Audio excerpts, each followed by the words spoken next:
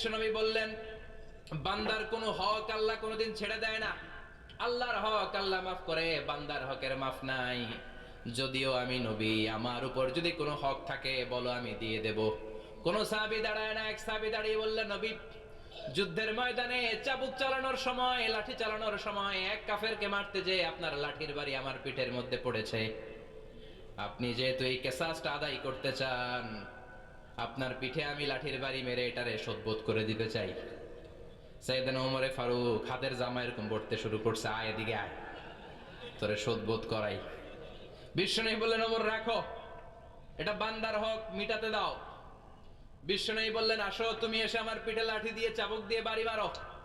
সাহাবী বলে, ও নবী, তখন দুর্ভিক্ষের সময়ের যুদ্ধ ছিল, আমাদের গায়ে জামা ছিল না। যখন আপনি আমার চাবুকটা পিঠের মধ্যে মেরেছেন, আমার পিঠে তখন জামা ছিল না। আপনি যদি যথা নিয়মে কেসাসটা আদায় করতে চান, আপনার জামাটা খুলেন, খালি পিঠের মধ্যে বাড়িটা মারিস। এবার ওমরে ফারুকরে ধরে কে?